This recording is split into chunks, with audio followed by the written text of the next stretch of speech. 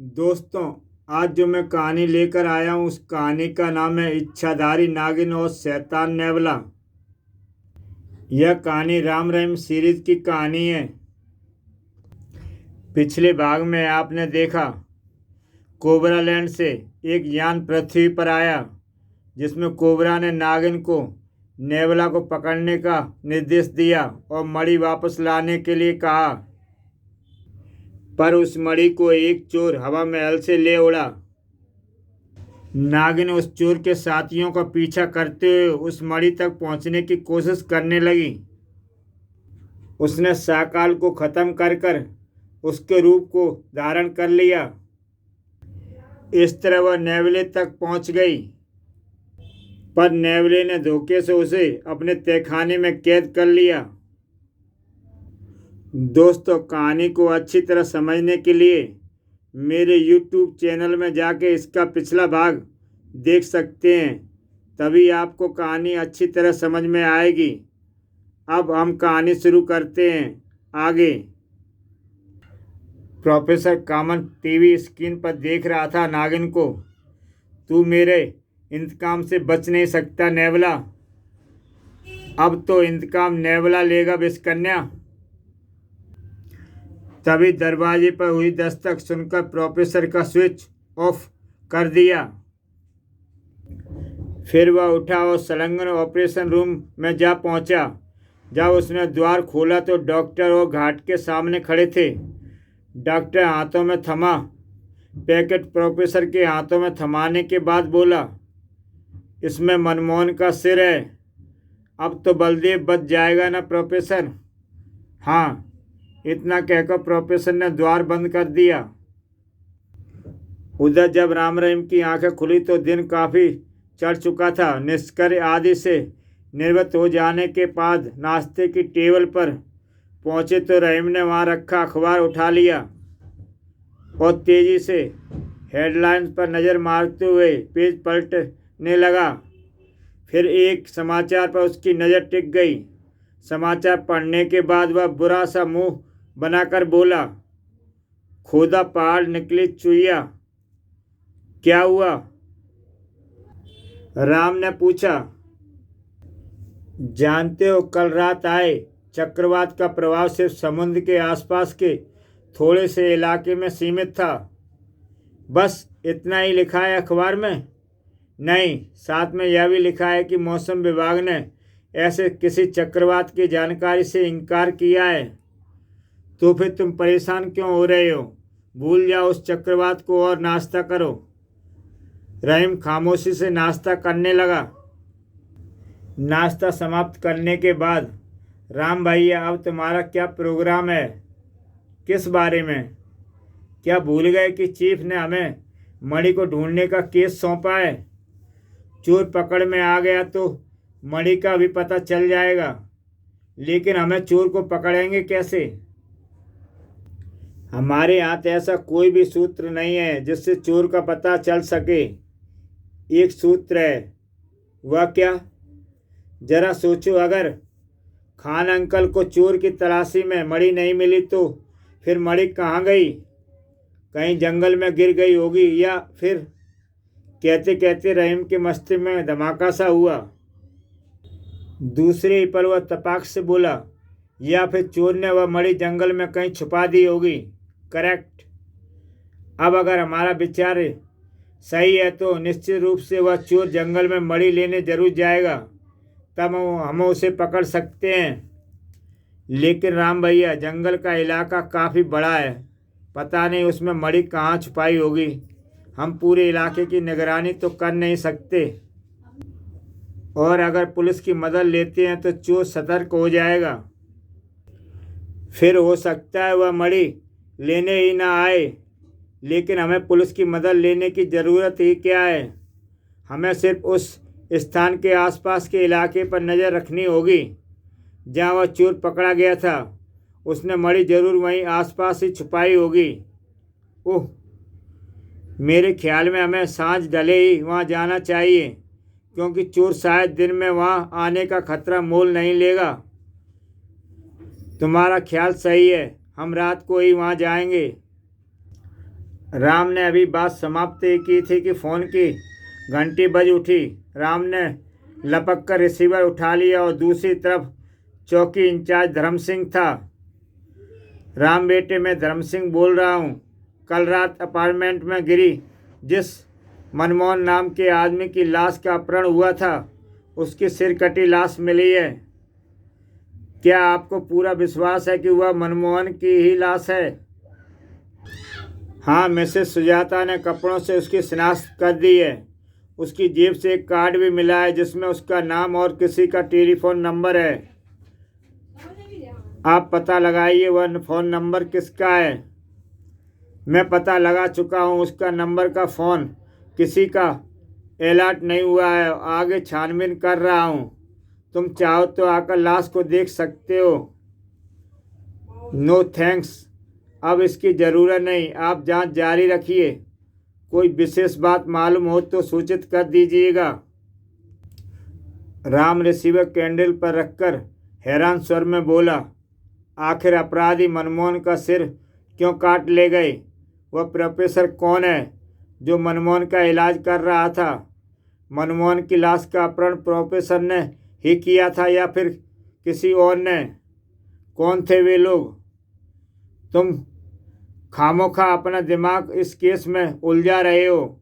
आज नहीं तो कल पुलिस पता लगा ही लेगी। मुझे तो ऐसा लगता है रहीम की रात छठी समस्त घटनाओं का एक दूसरे से गहरा संबंध है। जरा सोचो, मनमोहन की जेब में वह फ़ोन नंबर कहाँ से आ गया जो किसी को भी अलर्ट नहीं हुआ था? तुम बैठकर सोचो, मैं चला सोने। कल रात जागकर गुजारने दी और आज रात भी जागना ही है क्या?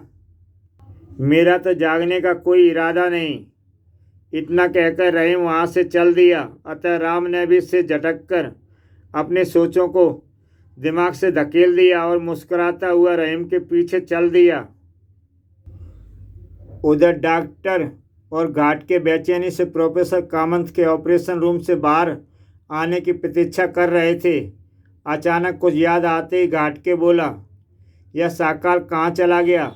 हम उसे यहाँ छोड़ गए थे, लेकिन लौटने के बाद वह हमें नहीं मिला। कहाँ गया होगा?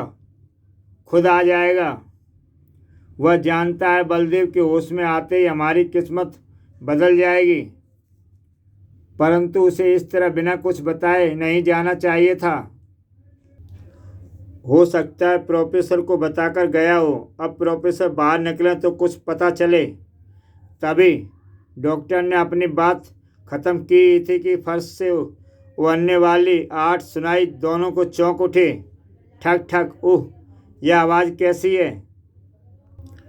लगता है इस फर्श के नीचे तहखाना है और वहाँ कोई है। कौन हो सकता है? यह तो तहखाने में पहुंचकर ही पता चलेगा। लेकिन हम तहखाने में पहुंचेंगे कैसे? रास्ता तो हमें मालूम ही नहीं। हो ना हो तहखाने में पहुंचने का कोई गुप्त रास्ता यहाँ जरूर है। आओ ढूंढते हैं, शायद पता चल जाए। ठीक है। तत्पश्चात डॉक्टर और घाट के रास्ता ढूंढने में व्यस्त हो गए।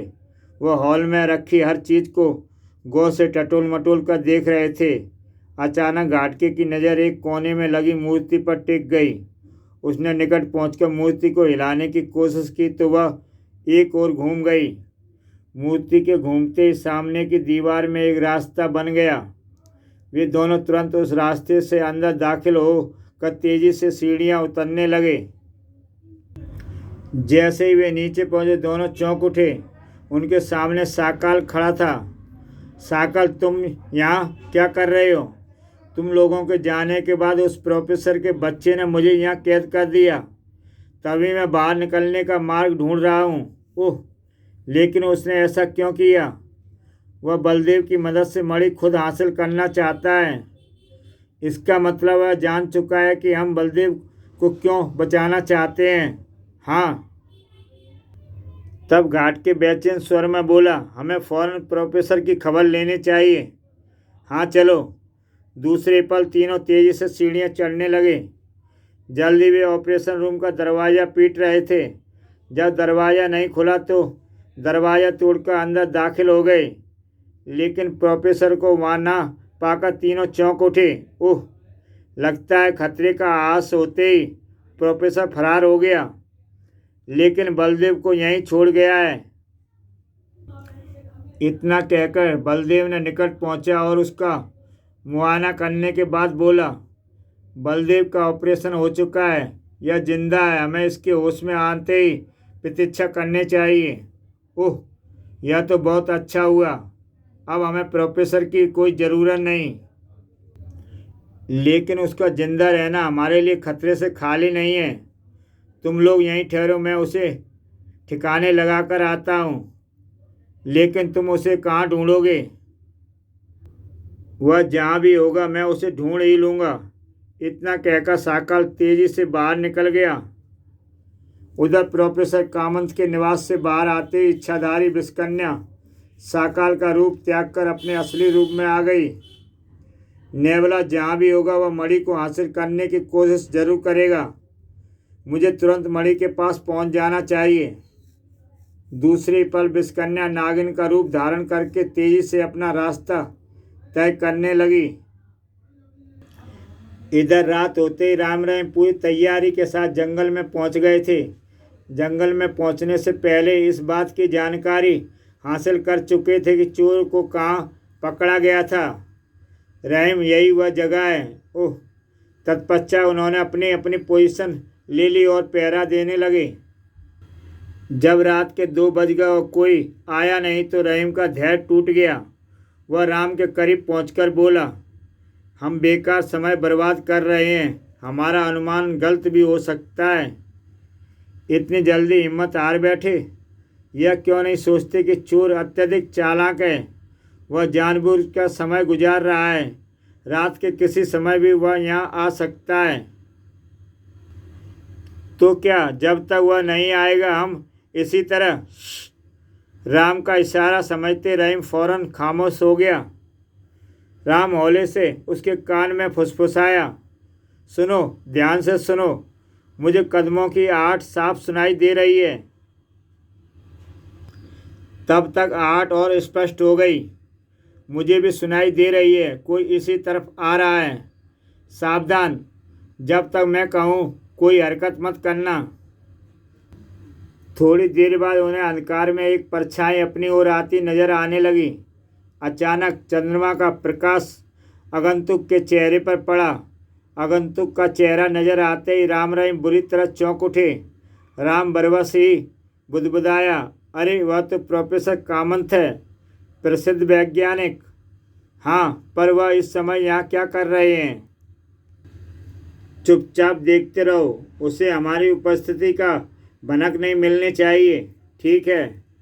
और फिर दोनों सांस रोककर खड़े हो गए। प्रोफेसर कामंत उसी पेड़ के निकट आकर रुक गया।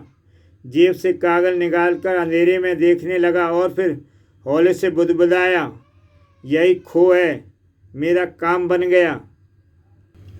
पूरी तरह अस्वस्थ प्रोफेसर कामंत ने खो में हाथ डाल दिया, लेकिन खो में हाथ डालते प्रोफेसर चीखता हुआ उछलता दूर जा गिरा। तभी पेड़ की खो से एक नागिन फुसकारती हुई प्रकट हुई। नागिन को देखकर प्रोफेसर गुर्राया, ओह तुम? हाँ नेवला, मुझे मालूम था कि मणि को ढूंढता हुआ तू यहाँ जरूर आएगा। अगर पृथ्वी पर पहुंचकर मैं देवता की आँख खोज ना देता तो तुम तो क्या तुम्हारे फरिश्ते भी मुझे नहीं ढूंढ पाते। यह तेरी भूल है नेवला। देवता की आँख चुराकर तूने स्वयं अपनी मौत को दावत दे दी है। याद रख, जो भी नापाक इरादे से देवता की आँख को छूता है, देवता उसे कभी माफ़ नहीं करते। वह बेमौत मरता है, तेरी भी मृत्यु निश्चित है। फिलहाल तो तू अपनी फिक्र कर नागिन, नेवला तेरी बोटी बोटी चबा जाएगा। तभी नागिन ने हवा में उछलकर प्रोफेसर के लिए हुई जमीन पर जा गिरा। इससे पहले कि प्रोफेसर संभलता, नागिन ने नेवले के जिस्म को अपनी गिरफ्त में ले लिया। अब मैं तुझे अपने देवता के अपमान का इतना भयानक इंतकाम लूंगी कि तेरी आत्मा थर्रा उठेगी। लेकिन इससे पहले कि नागिन अपना सारा जहर प्रोफेसर के शरीर में उतार देती, प्रोफेसर का मुंह खुला और नेवला बाहर आ गया। हिस!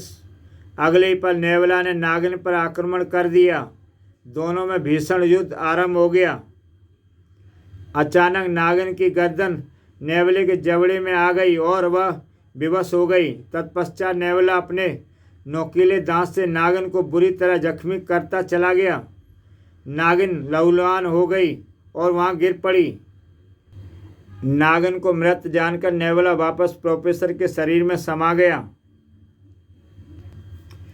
नेवले के शरीर में समाते ही प्रोफेसर कामंत उठ खड़ा हुआ और आगे बढ़ा और खो में मणि निकालकर जिधर से आया था उधर चल दिया। प्रोफेसर को जाते देख राम रहीम सोते से जागे, लेकिन वे अभी प्रोफेसर की तरफ लपके ही थे कि नागिन की कराती हुई आवाज़ उनके कानों में सुनाई दी। ठहरो बच्चों। ओह! राम रहीम ठिठक कर पलटे तो उनकी आंखें आश्चर्य से फैलती चली गईं। नागिन के स्थान पर एक युवती पड़ी थी। वे दौड़कर उसके निकट पहुंच गए। आप, यह क्या चमत्कार है, मैं बताती हूँ। तब विषकन्या ने अपने और नेवले के बारे में राम रहीम को सब कुछ बता दिया। सब कुछ जानने के बाद राम ठगे से स्वर में बोला, तो क्या हवालात में हमने जिस सांप को देखा था वह तुम्हें ही थी?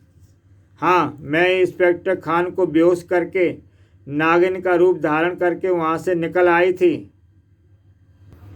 विषकन्या की बात सुनकर रहीम राहत की सांस छोड़ता हुआ बोला, अब समझ में आया उस रात चक्रवात का प्रभाव सी बीच तक ही सीमित क्यों रहा।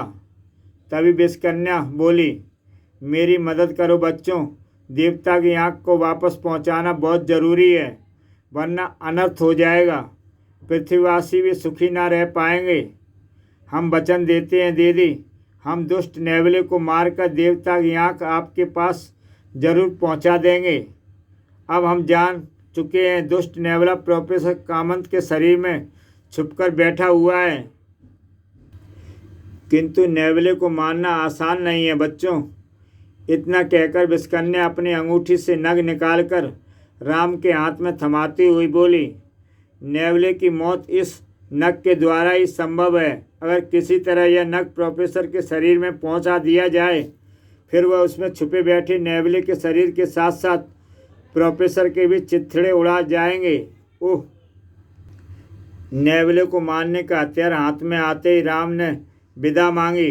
अब हमें विदा दीजिए दीदी, मैं तुम लोगों को यहीं इंतज़ार करूंगी। अगर तुम लोग नहीं आए तो यहीं अपने प्राण दे दूंगी। ऐसी नौबत नहीं आएगी दीदी। तत्पश्चात राम रहीम विषकन्या को जल्द लौटने का विश्वास दिलाकर वहाँ से चल पड़े। उधर बलदेव के होश आते ही उसने डॉक्टर को घाट के मणि का पता पूछने लगे, लेकिन बलदेव बताने को तैयार नहीं हुआ। उसकी इस हरकत को उसने माथे से ठनक गए। डॉक्टर उस पर रिवाल्वर तानता हुआ गुर्राया, लगता है तू अकेला ही मणि हजम कर जाना चाहता है। मैं आखिरी बार कहता हूँ, मणि के कहाँ है? बता दे बलदेव, हमने तुम्हें बचाने के लिए क्या क्या नहीं किया। तू है कि गद्दारी पर उतर आया? मैं कुछ नहीं बताऊंगा। तभी दरवाज़ा खुला और प्रोफेसर कामंत अंदर दाखिल हुआ और बोला, यह ठीक कह रहा है, यह तुम लोगों को कुछ नहीं बताएगा, क्योंकि इसे मैंने ऐसा करने से मना कर रखा है। बलदेव हमारा साथी है, तुम्हारे हुक्म का गुलाम कब से बन गया? जब से इसकी खोपड़ी में मैंने अपना कृत्रिम ब्रेन लगाया है। ओह, तो यह तुम्हारी चाल है। लेकिन प्रोफेसर कामंत, अगर तुम यह समझ रहे हो कि तुम बलदेव की मदद से वह मणि हासिल कर लोगे, तो यह तुम्हारी भूल है। कहते हुए डॉक्टर प्रोफेसर पर रिवॉल्वर तान दिया, परंतु इससे पहले कि डॉक्टर ट्रिगर दबाता, बलदेव की लात घूम गई। ठाक! डॉक्टर चीखता हुआ उछलकर दूर जा गिरा। फिर इससे पहले कि घाट के स्थिति को समझ पाता, बलदेव ने बिजली की फुर्ती से उसकी गर्दन अपनी बाँह में कस ली और घाट के चीख उठा, बलदेव यह क्या कर रहे हो तुम हम तुम्हारे साथी हैं। हा हा हा! बलदेव अब मेरा यानी नेवला उर्फ प्रोफेसर मोंगसू का गुलाम है। हा हा हा!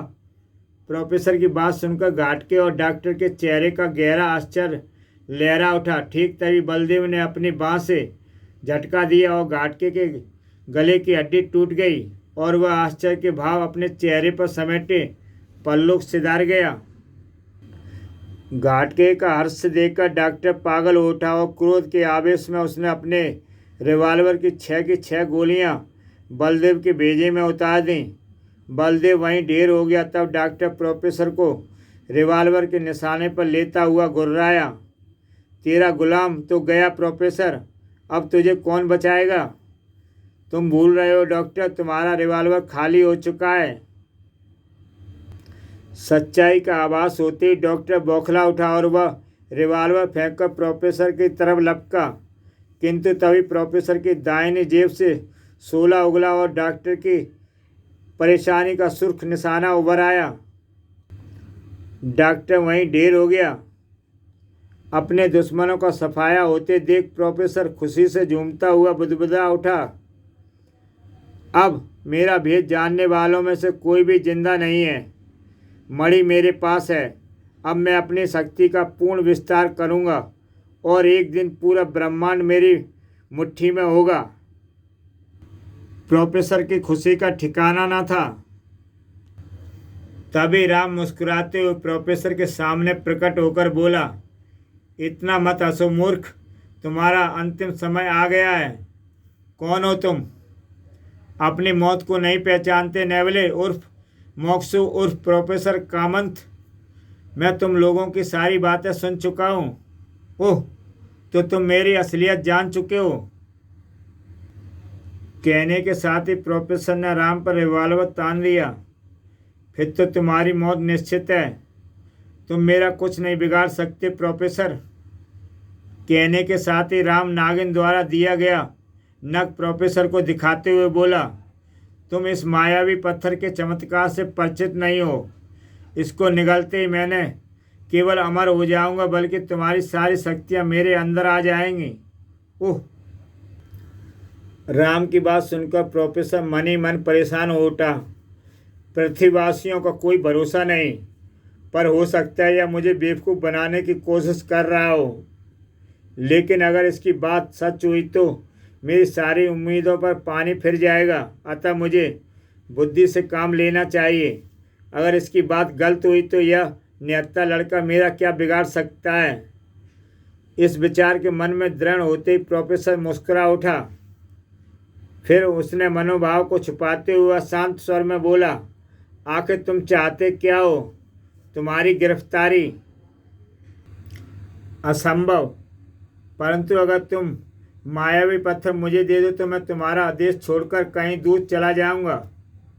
ठीक है, फिर मैं एक शर्त है। वह क्या? अगर हवा महल में चोरी हुई मणि तुम मेरे हवाले कर दो तो मैं यह मायावी पत्थर तुम्हारे हवाले कर दूंगा। राम की शर्त को सुनकर प्रोफेसर ने सोचा, एक बार वह पत्थर मेरे कब्जे में आ जाए फिर मैं इस मूर्ख लड़के से अच्छी तरह निपट लूँगा। मणि लेकर यह यहाँ से वापस नहीं जा पाएगा।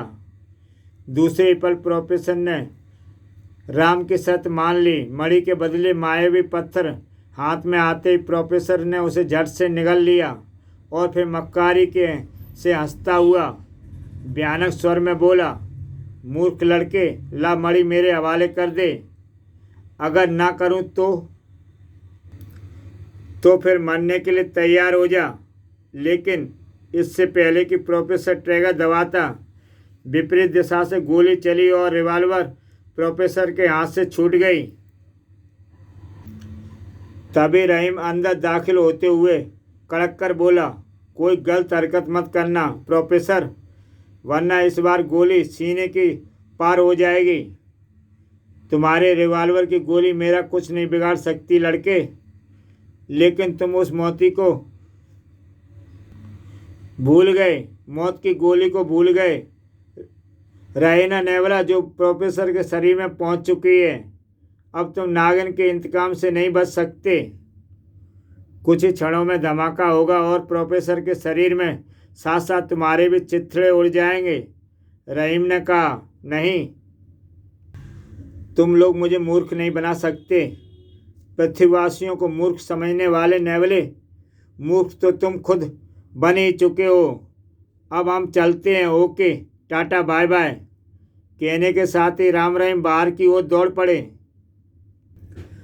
प्रोफेसर बौखलाकर राम रहीम के पीछे लपका, पर तभी 2-3 कदम ही तय कर पाया था कि एक जोरदार धमाका हुआ और प्रोफेसर के शरीर के साथ साथ नेवले के जिस्म के भी हवा में बिखर गए टुकड़े। इस तरह शैतान नेवले का अंत हो गया। राम रहीम नेवले का परिणाम जानने के लिए वहाँ रुके नहीं। राम ट्रांसमीटर पर चीफ मुखर्जी को प्रोफेसर कामत के विषय के बारे में पड़ी लाशों की सूचना देने के बाद रहीम के साथ जंगल की ओर दौड़ पड़ा। विषकन्या उसकी प्रतीक्षा कर रही थी। उन्होंने मणि जैसे ही विषकन्या के हाथों में थमाई, वह पूर्णतः स्वस्थ हो गई। तब विषकन्या खुशी जाहिर करते हुए बोली, हम और हमारा लोग सदा पृथ्वीवासियों के आभारी रहेंगे। नेवले को ख़त्म करके देवता की आँख मुझ तक पहुँचाकर तुम लोगों ने मुझ पर बड़ा उपकार किया है। यह तो हमारा कर्तव्य था दीदी, हमने आपसे वायदा जो किया था। तभी रहीम मायूस स्वर में बोला, लेकिन हम अपने चीफ से किया हुआ वादा निभा नहीं पाएंगे। वह हमारी बातों का विश्वास नहीं करेंगे। मैं जानती हूँ। तब विषकन्या ने हुबहू मणि रहीम को सौंपते हुए बोली, यह मणि तुम लोगों की हर चिंता का समाधान कर देगी। ओह थैंक यू दीदी। और नागिन ने उसी प्रकार की एक दूसरी मणि रहीम के हाथ में थमा दी। अब मुझे विदा दो बच्चों। कहने के साथ ही विषकन्या का शरीर प्रकाश में नहा उठा और दूसरे पल राम रहीम की नज़रों से ओझल हो गई। राम रहीम वापस चल दिए। राम रहीम ने मणि चीफ मुखर्जी को सौंप दी। उधर पुलिस प्रोफेसर कामत की कोठी में डॉक्टर घाटके, साकाल और बलदेव की लाश के साथ साथ मनमोहन का भेजा रहित सिर भी बरामद करने में सफल हो गई। कुछ ही दिनों बाद मणि वापस हवा महल के शोकेस में पहुंचा दी गई, लेकिन धीरे धीरे लोगों का मणि से आकर्षण कम होता चला गया और यह धारणा बनती चली गई चोर के नापाक हाथ लग जाने के कारण मणि की शक्ति समाप्त हो गई है। पर सच्चाई क्या थी, यह सिर्फ राम रहीम ही जानते थे। ऐसी ही रोचक कहानियाँ देखने के लिए मेरा YouTube चैनल सब्सक्राइब करें। कल फिर आऊँगा मैं एक नई कहानी के साथ दोस्तों। कल फिर मिलूँगा।